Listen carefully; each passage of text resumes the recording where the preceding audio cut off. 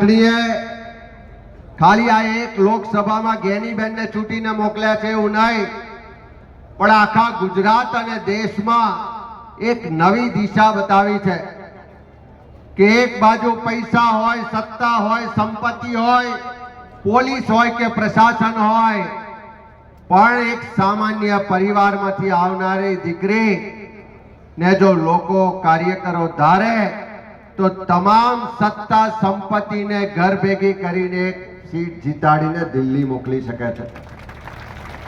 લોકો એમ કે પૈસા સામે ના લડાય, સત્તા સામે ના લડાય, પોલીસ કે સરકાર સામે ના લડાય, પણ તમે કરી બતાવ્યું છે કે સત્તા હોય, પોલીસ હોય, પૈસા હોય, પણ એનાથી મોટો બાબા સાહેબ આંબેડકરે આપેલા બંધારણ મુજબ જે આપણને મતનો અધિકાર મળ્યો છે એ મતનો અધિકાર સૌથી મોટી તાકાત છે, તમે સાબિત કરી બતાવ્યું છે।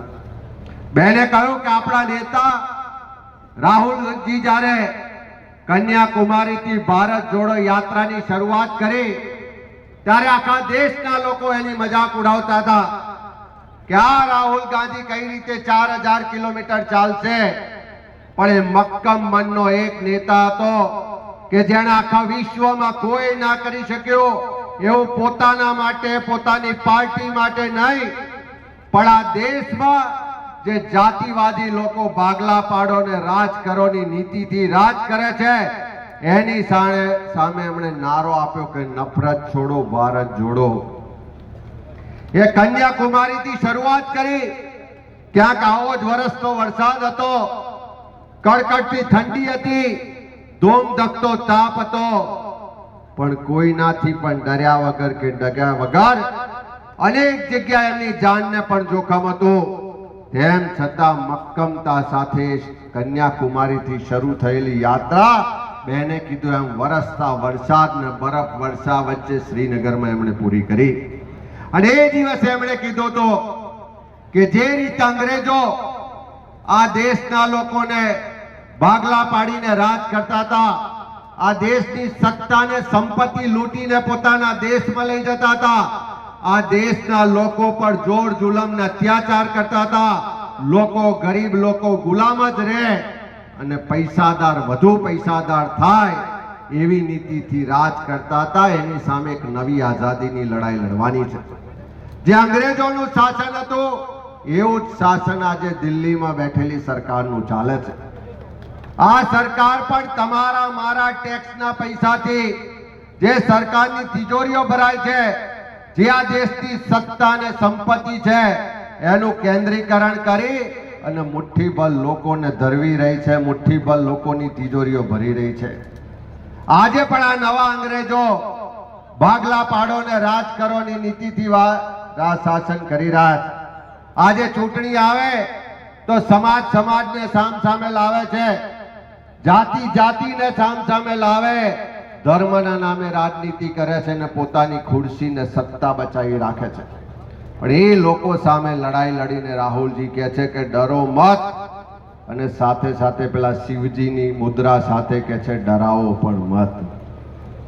અને આ રાહુલજીના એક વાતથી કે આ દેશમાં આ 2024ની ચૂંટણી સંવિધાન બચાવવા માટેની ચૂંટણી હતી।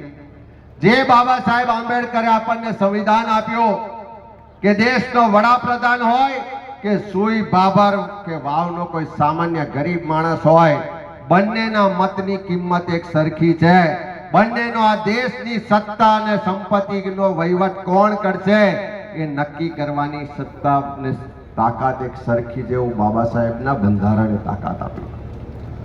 એ બંધારણ બદલવા માટે આ મોદી સરકાર નીકળી હતી, પણ રાહુલજીએ કીધું કે કોંગ્રેસ છે ત્યાં સુધી કોઈની તાકાત નથી કે બંધારણનો એક અક્ષર પણ બદલી શકે, અને બંધારણ બદલવાની લડાઈના નારા સાથે નીકળ્યા હતા।